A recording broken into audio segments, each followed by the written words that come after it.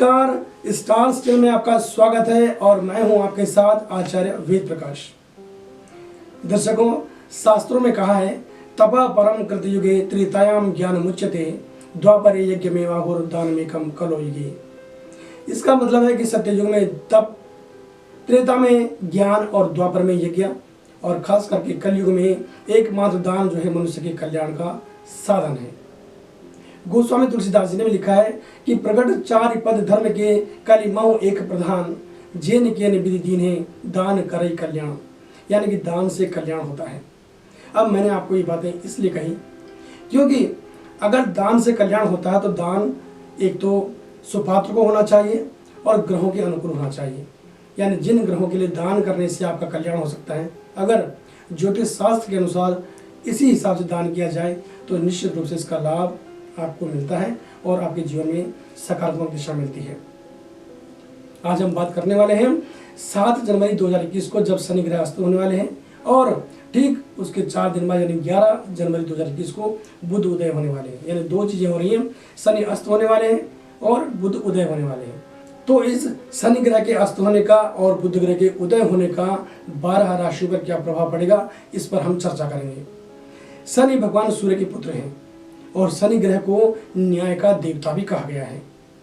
शनि का नाम सुनते ही लोगों के मन में एक डर का भाव उत्पन्न हो जाता है, जो कि बिल्कुल भी ठीक नहीं है। शनि ही ऐसा ग्रह है जो कर्मों का निश्चित तौर पर फल प्रदान करते हैं, अर्थात सही को सही और गलत को गलत कार्य का परिणाम में देने में जो शनि ग्रह है उनका बहुत बड़ा अहम योगदान है। इस साल ग्रह मंडल में बड़े बदलाव होंगे और उन्हीं में से जो खास बदलाव है वह है शुक्र और बुध का उदय अस्त। शुक्र बुध के गोचर के बाद अब मकर राशि में 2 ग्रह यानी कि 7 जनवरी 2021 को शनि ग्रह शाम को 5:40 पर अस्त होंगे और 11 जनवरी 2021 को बुध ग्रह प्रातः 5:18 पर उदय होंगे। अब देखना दिलचस्प ये होगा कि इस उदय और अस्त का जो ये बदलाव जो हो रहा है ग्रह मंडल में, इसका विभिन्न राशियों पर क्या प्रभाव पड़ेगा और साल की शुरुआत में ये आपको किस तरह से सकारात्मक और नकारात्मक प्रभाव दे सकता है। आइए इस श्रृंखला में हम बात करेंगे सबसे पहले मेष राशि के बारे में। मेष राशि के जातकों के लिए शनि और बुध ग्रह मकर राशि में होकर के कुंडली के 10वें भाव में गुरु के साथ गोचर कर रहे हैं और इसी राशि में शनि ग्रह अस्त होंगे और बुध ग्रह उदय होंगे। गुरु यहाँ पहले से नीच राशि के होकर के संचरण कर रहे हैं। इसके प्रभाव से आपकी आर्थिक क्षेत्र में किए जाने वाले जो प्रयास है उनकी जो गति है वो धीमी हो सकती है। साथ ही कामकाज में थोड़े समय के लिए बाधाएं अर्थात रुकावटें आ सकती हैं और अनावश्यक खर्चे भी आपके बढ़ेंगे जो आपको तनाव देने का कारण बन सकते हैं। जहां तक और पुराने विरोधी जो आपके होंगे वो मुझे लगता है कि वो परास्त होंगे, वहीं दूसरी ओर अपने ही लोग आपके लिए मुसीबतें पैदा कर सकते हैं। इस बात का आपको खास ध्यान रखना होगा। नई योजनाओं को आरंभ करना अभी श्रेयस्कर नहीं होगा, यानी कि अभी आप थोड़ा सा नई योजनाओं के बारे में अगर प्लान बना कर रहे हैं तो थोड़ा रुक जाइए, क्योंकि शनि ग्रह जो है शनि फल देते हैं और शनि आपके कार्य क्षेत्र के स्वामी भी हैं और सकारात्मक परिणामों की प्राप्ति के लिए कर्मेश का मजबूत होना कुंडली में बहुत आवश्यक है। अतः थोड़ा रुक करके करेंगे, सोच समझ कर अगर आप अपना कदम उठाएंगे तो मैं सोचता हूँ कि एक अच्छी बात हो सकती है। बाकी सभी चीज़ें यथावत रहेंगी और किसी सहयोगी या परिजन से आपको मदद मिलने की उम्मीद है। स्वास्थ्य लाभ की ओर ग्रह इशारा कर रहे हैं, तो मैं सोचता हूँ कि ये गोचर आपके लिए लगभग मिला जुला प्रभाव दिखाने वाला है। बात कर लेते हैं हम लोग वृष राशि के बारे में। भाग्य स्थान में ग्रहों का ऐसा संयोग इशारा करता है कि सब कुछ भाग्य के भरोसे छोड़ना समझदारी नहीं होगी, क्योंकि भाग्य अस्त होने जा रहे हैं। अपनी मेहनत के बल पर ही कुछ प्राप्त करने का की जो आशा है आपकी वो आपको सफलता दिला सकती है। अभी फिलहाल और तत्काल काम काज के परिणाम जो हैं वो प्रतिकूल भी आ सकते हैं, अतः संयम और धैर्य का परिचय आपको देना होगा। इतना जरूर है कि आप सही दिशा में अपने प्रयासों को करते रहें। इसका परिणाम भले ही लेट मिलेगा लेकिन निश्चित तौर पर आपके पक्ष में रहेगा। आय के क्षेत्र में किए गए प्रयास विफल नहीं होंगे, लेकिन विद्यार्थियों खास करके आपको अगर प्रतीक्षा आप करते हैं तो मुझे लगता है कि आपकी जो परिणाम होंगे उनसे आपको निराशा कम से कम नहीं मिलेगी। अगर मैं घर परिवार की बात करूं तो घर परिवार की स्थिति में फिलहाल बड़ा बदलाव नहीं दिखता, परंतु विद्यार्थियों को मेहनत का फल जरूर मिलेगा। उनके लिए सलाह है कि वे एक अपनी समय सारणी के हिसाब से अपना रूपरेखा बनाएं, दिनचर्या बनाएं और दूसरों में कमियां ढूंढने का आप जो प्रयास है उसमें अपने समय को बर्बाद न करें। यात्रा आदि का प्रोग्राम पहले से अगर बना हुआ है तो मैं सोचता हूं कि आपको सावधानी बरतनी होगी। ये आपके लिए विशेष और खासकर ध्यान देने योग्य सलाह हम आपको दे रहे हैं। बात करते हैं मिथुन राशि के बारे में।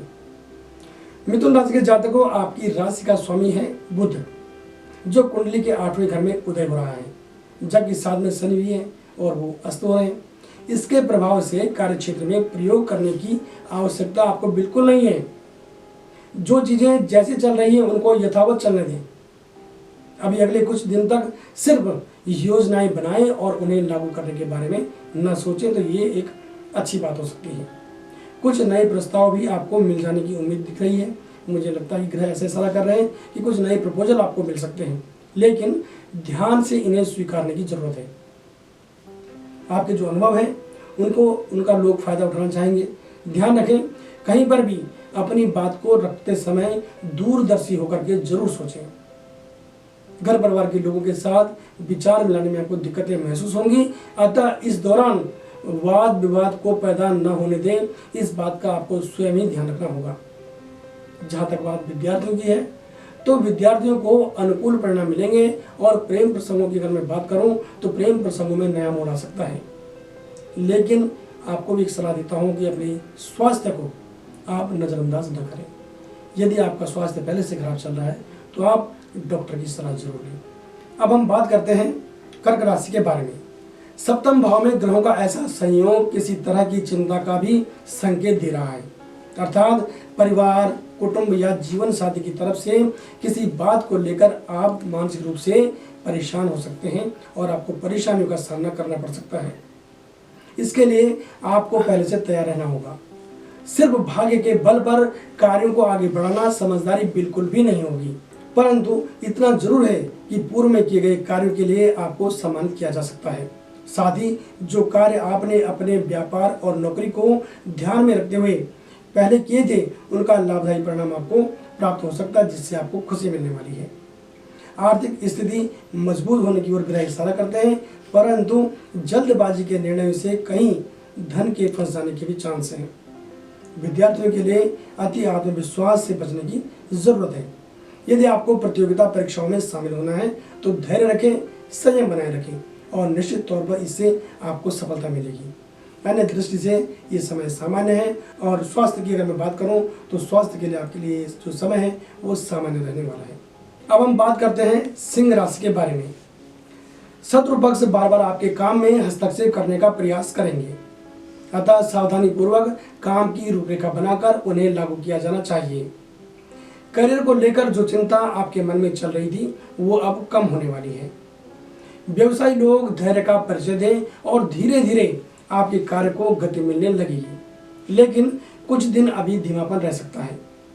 अन्य घरेलू परेशानियां भी हल होती दिख रही हैं, लेकिन यदि परिवार के आप मुखिया हैं तो आपको सभी के हितों को ध्यान में रखने की जरूरत है। मकान वाहन आदि खरीदने बेचने के लिए ये जो समय है वो अभी बहुत लाभदायी मुझे नहीं दिख रहा है, अतः आपको ध्यान देने की जरूरत है। इसलिए अगर आप थोड़ा रुक जाते हैं तो मैं सोचता हूँ एक फायदे की बात हो सकती है। अपने अनावश्यक खर्चों को नियंत्रण में आपको स्वयं ही रखना होगा। विद्यार्थी वर्ग मन लगा करके अपने कार्य को करते रहें। ग्रहों का समर्थन क्योंकि आपको मिलता हुआ मुझे दिखाई दे रहा है। स्वास्थ्य संबंधी लाभ तो मिलेगा ही, साथ ही आपके अपने जो घर परिवार के जो लोग हैं, आपके जो सहयोगी हैं, जो आपके साथ काम कर रहे हैं, उनका सहयोग आपको मिलेगा, जिससे आपका मनोबल बढ़ेगा। तो मैं सोचता हूँ कि ये जो गोचर है आपके लिए लगभग ठीक फल देने वाला नहीं है, लेकिन मिला जुला फल आपको जरूर मिल सकता है। अब हम बात करते हैं कन्या राशि के बारे में। ग्रहों के इस खास संयोग से आपको बहुत ज़्यादा परेशान होने की बिल्कुल भी जरूरत नहीं है। आपके सभी कार्य पूर्ववत चलते रहेंगे। पुराने जो दोस्त हैं उनका आपको साथ मिलेगा, उनका सहयोग मिलेगा और उनके साथ आर्थिक लेन देन आपका अगर कोई चल रहा था तो वो आसानी से निपट भी जाएगा। आय के नए स्रोतों का भी उदय होता हुआ दिख रहा है, परंतु प्रयास सार्थक होने चाहिए। नौकरी पेशा जातकों को यदि नया ऑप्शन मिलता है तो उसे स्वीकारने में कोई भी बुराई आपको नहीं है, परंतु जबरदस्ती आपको रिस्क लेने की कोई जरूरत भी नहीं है। कार्यालय में आपके कार्य की प्रशंसा होगी। जहां तक घर परिवार की बात है तो घर पर मांगलिक कार्यों की चर्चा जरूर होगी और अगर आपके घर में अविवाहित लोग हैं तो उनको कोई उनसे संबंधित कोई शुभ समाचार आपको मिल सकता है। बात अगर मैं प्रेम प्रसंगों की करूं तो प्रेम प्रसंगों के लिहाज से थोड़ा सा मुझे लगता है कि समय जो है वो उतार चढ़ाव वाला है। अपने रिश्तों को सहेज कर आपको रखने की जरूरत है, परंतु ये समय के साथ ठीक होता चला जाएगा। अगर मैं बात करूं विद्यार्थी वर्ग की तो विद्यार्थी वर्ग भी समय के साथ चलने का प्रयास करें और अपनी एक नियमित दिनचर्या जो है उसकी रूपरेखा बनाएं। स्वास्थ्य की बात करूं तो स्वास्थ्य के लिए आपका ये समय बिल्कुल सामान्य रहने वाला है, आपको कोई बहुत बड़ी चिंता की जरूरत नहीं है। अब हम बात करेंगे तुला राशि के बारे में। तुला राशि के जातकों के लिए प्रतिकूल चल रहे जो समय में सकारात्मकता का बदलाव की उम्मीद में दिख रहा हूँ। यानी कि अगर जो आपका प्रतिकूल समय चल रहा था अभी तक, अब मुझे ऐसा लगता है कि यहाँ से कुछ सकारात्मक बदलाव आपकी लाइफ में, आपकी ज़िंदगी में आ सकते हैं और कार्यों को तेजी के साथ आप एक नई दिशा देने में सफल भी रहेंगे। नौकरी आदि तो ठीक चलेगी, परंतु मन में विचारों का जो तूफान है वो उमड़ता रहेगा। अतः मन को स्थिर रखने का प्रयास आपको ही करना होगा। इसके लिए आप किसी योगा वाले जो गुरु होते हैं उनसे आप परामर्श कर सकते हैं। आपको सलाह है कि जब भी समाज के बीच में आप अपनी बात रखें तो ध्यान रखें कि आपकी बात जो है वो कम वजन वाली नहीं होनी चाहिए, उसमें वजन होना चाहिए, उसका कोई अर्थ निकलना चाहिए। इससे आपके सम्मान में कोई कमी नहीं आएगी। जीवन साथी के साथ आपको विचार मिलाने में थोड़ी दिक्कतें आ सकती हैं, महसूस हो सकती हैं और एक दूसरे के प्रति क्रोध का भाव भी आप दोनों में देखा जा सकता है। अतः आपको रिश्तों की मर्यादा को समझते हुए संयम का परिचय देना होगा। प्रेम प्रसंगों के लिए समय अनुकूल है। अगर मैं बात करूं विद्यार्थियों की तो विद्यार्थी वर्ग को उनकी मेहनत का पूरा फल मिलने वाला है। और जहाँ तक बात स्वास्थ्य की है तो स्वास्थ्य की दृष्टि से समय पक्ष में दिख रहा है और यात्रा का योग भी इस दौरान बनेगा, लेकिन यात्रा के दौरान आपको सावधानी बरतनी होगी। यदि आप वाहन आदि चलाते हैं तो आप यातायात के नियमों को अनदेखा न करें, यातायात के नियमों का उल्लंघन न करें। अब हम बात करेंगे वृश्चिक राशि को लेकर। शनि के अस्त और बुध ग्रह के उदय होने से इतना तो जरूर है कि आपके लिए उन्नति और प्रगति के कई द्वार खुलेंगे, लेकिन इसके लिए आपको समय और योजनाओं के पक्ष को भली भांति समझने की जरूरत होगी। लापरवाही और जल्दबाजी आपके काम को खराब भी कर सकती है। भाई बहनों से मिलने वाले सहयोग से थोड़ी सी मुझे कमी दिख रही है, अतः आपको भी सोचना होगा कि आप इसको थोड़ा सा बहुत सीरियस ना लें। अपने बल पर आपको अपने कामों को देखना होगा, किसी के भरोसे ना रहें। सुख सुविधाओं पर भी आप खर्च करने का जो मन है वो बना सकते हैं।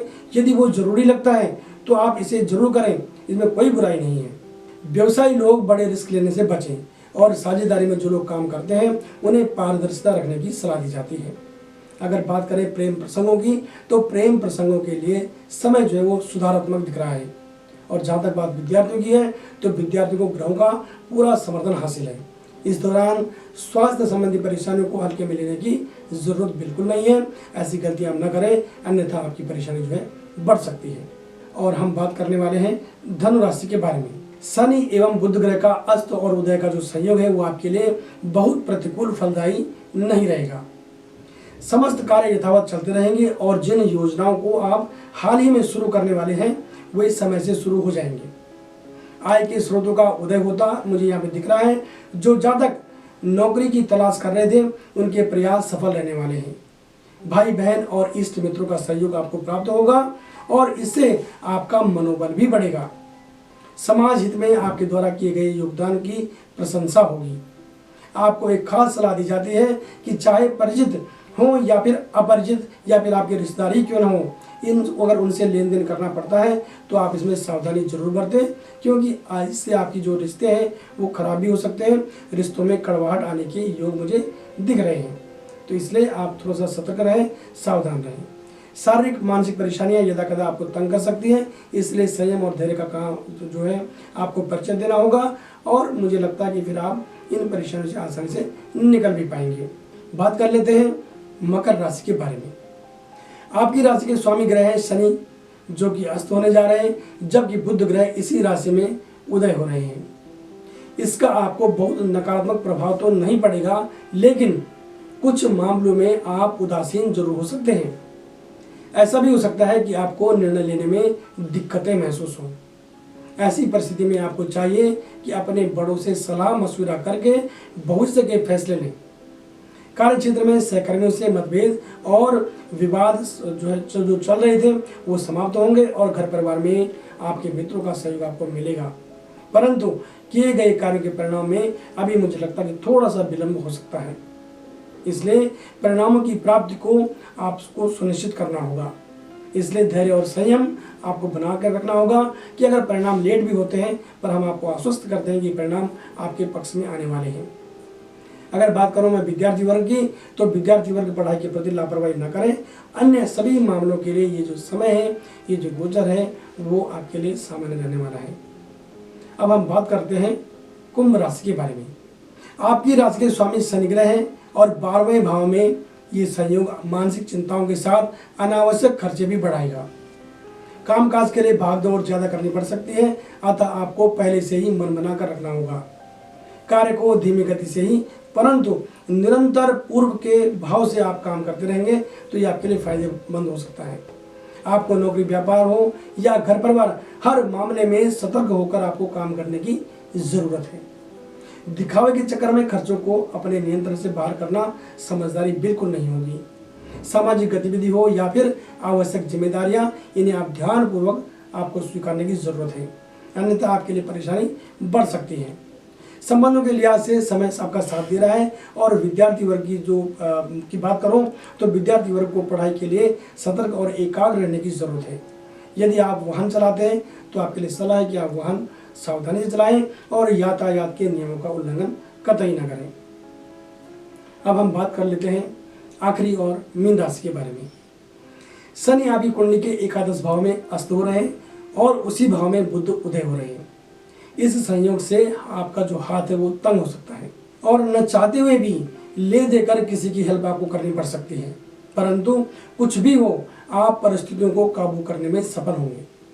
कार्यों को अपने हिसाब से सही दिशा देने में भी आपको सफलता मिलती दिख रही है और जो बेरोजगार लोग हैं, बेरोजगारों को थोड़ा दौड़भाग और ज़्यादा करनी पड़ सकती है, लेकिन अंत तो गत्वा उन्हें सफलता मिलेगी। जहाँ तक बात घर परिवार की है तो माहौल सुधारात्मक दिख रहा है और जीवन साथी के साथ विचार मिलाने में आपको सुगमता रहेगी। अगर मैं बात करूँ प्रेम संबंधों की, तो प्रेम संबंधों के लिहाज से भी समय आपके पक्ष में है। ऐसा कह सकते हैं कि रिश्तों में चल रही जो अनबन थी, जो दूरी थी, वो कम होने वाली है, वो दूर होने वाली है और आपको कोई अच्छा शुभ समाचार आपके प्रियजन से मिल सकता है।